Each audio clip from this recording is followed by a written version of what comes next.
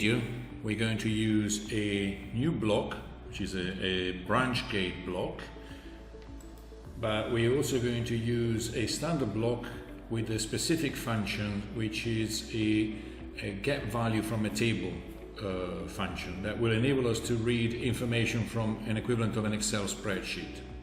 So what do we want to do in this exercise?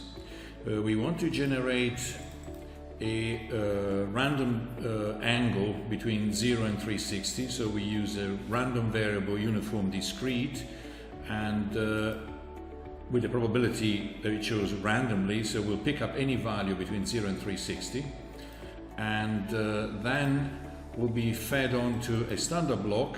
But a standard block uses a function table get value to look at a table called didt underscore one table, and what we'll do, we'll read the 7 column of this table, and we'll read the in row, which is based on the angle that we picked up here randomly.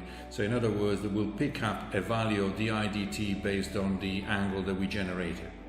And basically we want to see if what we generate has a very high dt, which could invalidate our test, or instead the values are more moderate and we can accept the results. But because some of the value could be negative or will be negative, then we need to put in an absolute function to just basically rectify the signs.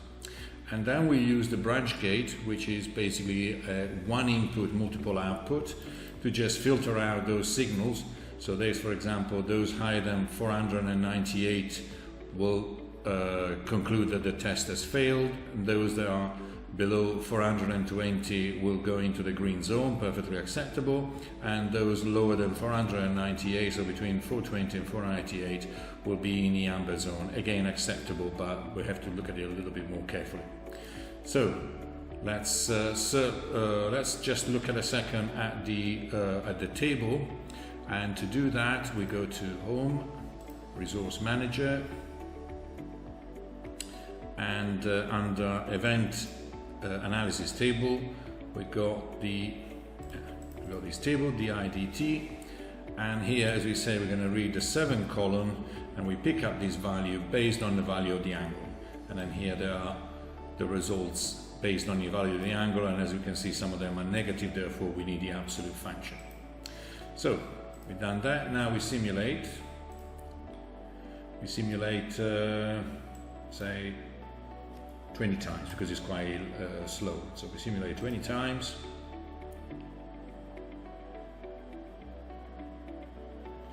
Okay, and we go 45% in the amber zone and 55% on the green zone. Perhaps we simulate more to see if we pick up some results that are not acceptable. So we simulate, say, 80 times.